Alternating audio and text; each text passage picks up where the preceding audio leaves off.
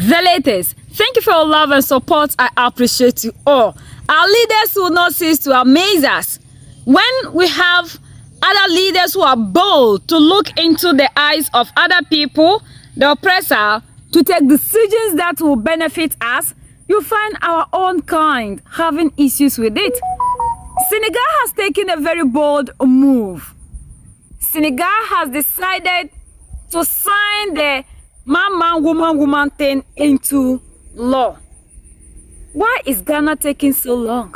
Why is Ghana always deliberating? Their bill is in parliament. They have to consider this, they have to consider that. But these are the same people when they were in opposition, they were very vocal. Now they have forgotten about the tradition, the customs of the African.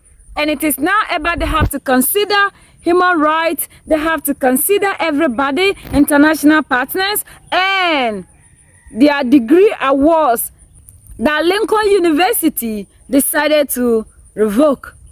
Now Ghana is having pressing issues that they need to deal with.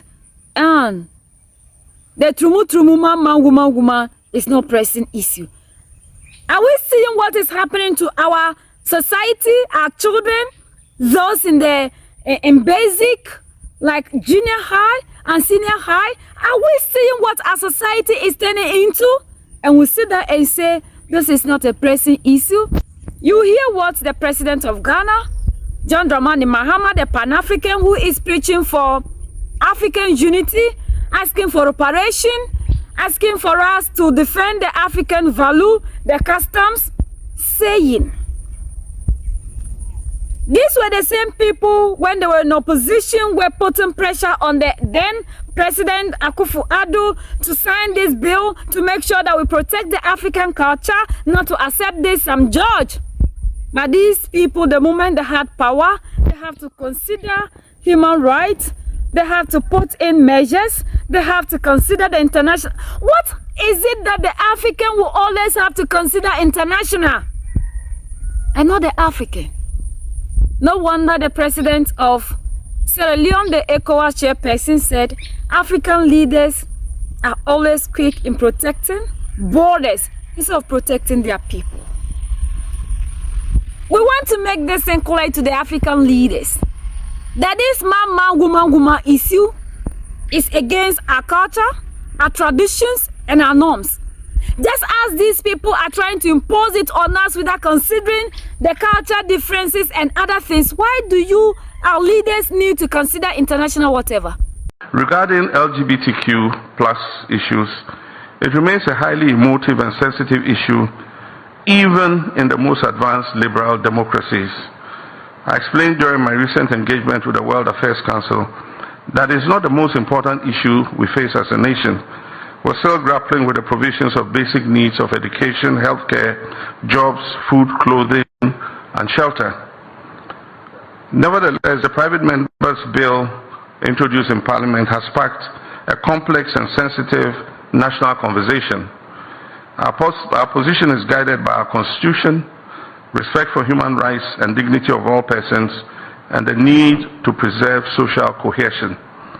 While there are strong and differing views within our society, we believe that these issues must be addressed through democratic processes, our core values, dialogue, and the rule of law. I'm also mindful of reactions from our international partners, including the recent developments such as Lincoln University's withdrawal of their honorary doctorate. These developments underscore the importance of continued engagement and mutual respect, and of situating our national decisions within our constitutional and cultural context. Ghana will continue to uphold its democratic values while engaging constructively with the international community. The issue of LGBTQ rights are emotive, and they are not completely settled in terms of their nuances and arguments, not only in Ghana but all over the world. Even in the United States, you still have discourse on LGBTQ rights. There are still 26 states in America that have legislation that restricts LGBTQ rights. And so for a country like Ghana, our democracy is playing out in respect to what those rights are. And let me point out that the bill in Parliament is not a government bill. It's not a government-sponsored bill. It's a private member's bill. And so Parliament owns that bill for now. And what the eventual nature of the bill would be, nobody can second-guess Parliament. And I, as President, cannot anticipate, Parliament in respect of that bill. But I believe that our democracy will work out. Memoranda are being accepted from all people of all walks of life. Civil society organizations are all presenting papers to Parliament. And I believe that our representatives, the representatives of the people, will make the will of Ghanaians reflect in whatever bill eventually comes out.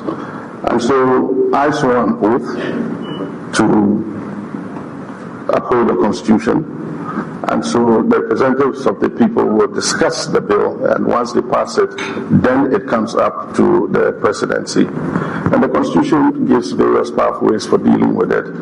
If I object to the bill, I can send it back to the Parliament. If there are issues that need to be dealt with, we have the Council of State, which is a superior body.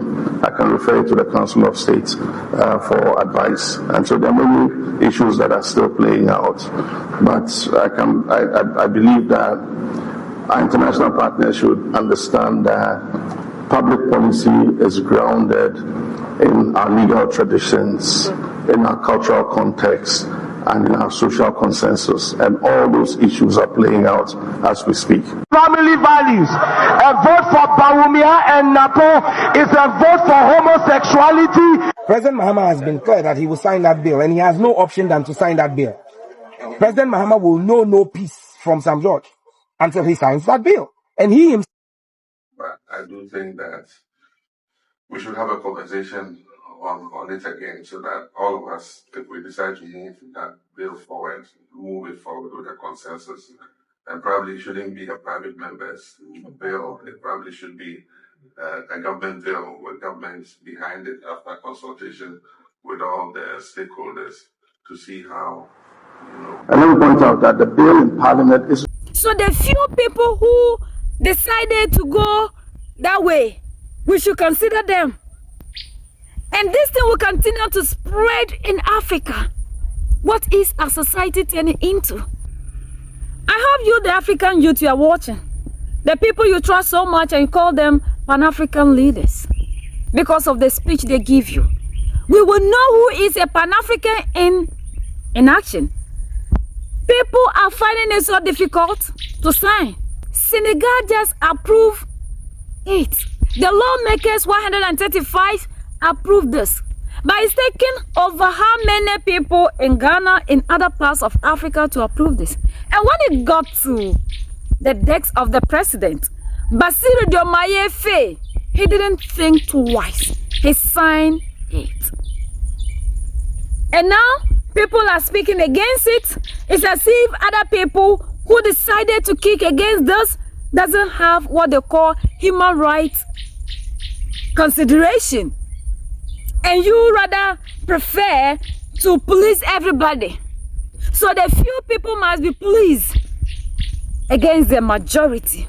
So when you finally get your population the jobs, what then happens? If by then 50% of the people in Ghana decide to enter into this, what have you achieved? As if these jobs, you haven't spoken about them. You were present before. Why didn't you solve the problem of this unemployment? And this is the time that you want to solve it. This is your last time in office. And this is the time that you see that this is more pressing issue. Hey, our leaders must come again. Oh. They really have to. Because this is a very pressing issue to the African. Because this is targeting our family lineage. It's targeting our culture, our custom, our identity. Because if we accept this, and if we are claiming playing delay tactics for other people to be doing it, it's spreading. Why is Sam George quiet about this? Sam George was very vocal. But the moment they had power, everything is silent. I just want us to understand that these politicians, like Mada Bio said, They are not there for the interest of you and I. But I don't understand why it's so difficult for us as youth to see through this lens. That these people, like he said, ECOWAS chairperson, Madam Bios, they are there to protect borders. Who are the borders? They are the interests of the oppressor, and not you, the people. And we cannot continue to be watching these leaders to be doing the same thing to us.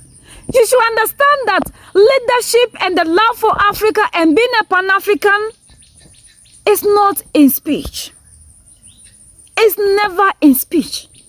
If our leaders can talk and can't act, that should tell you that they are not Pan-Africans. They are not fighting for you. What is more pressing than this? That the solution that the children are going wayward. Look at what these children are taking. Look at what our youth are turning into. And our leaders are seeing this not to be pressing issue. And you tell me this is a Pan-African who is fighting for your interests and fighting for reparation and slavery to be the gravest crime? Oh, Africans. See, both NDC and PP, these two parties, none of them will ever serve your interests, whether you like it or not. Those of you who eat party so much and believe that when my party comes, things are going to change. Now we are seeing that MPP that was in power that couldn't sign this, putting pressure on Mama. See, Mama will play the same delay tactics and move out. MPP will come and it's going to be the same thing. They'll continue to be playing tactics with this issue till they both leave, until their kingdom come. And by the time that you, the youth, will now come into the realization that we need to stop this, but then it will be too late. Maybe 50% of us will be into this. We cannot always adapt what these people are doing. We are different people. We are not them. We can't always have them in mind when we are taking decisions that will please the African, because these people don't consider the African when they are taking decisions. If they do, they will know that our culture, our tradition, our everything is against us. So why are they still forcing us to accept it? And when it is time for our leaders to be firm, to defend their people, their culture, and their identity, and telling the world how the Africans suffered, the people, the ships that carried them, how they lost their lives, and to save the rest, they don't tell us they have more pressing issue. This one can sleep. I leave it unto you to judge yourself. We are the only ones that can set ourselves free. United we stand, divided we fall. And united we keep standing forever and ever. The greatest enemy of the African is mental slavery. So let's colonize ourselves from mental slavery. Let's keep sharing to educate our brothers and sisters. Together we make Africa great for ourselves and the next generations that are going to come. So that's the latest around the world in Africa, West Africa, and in Senegal.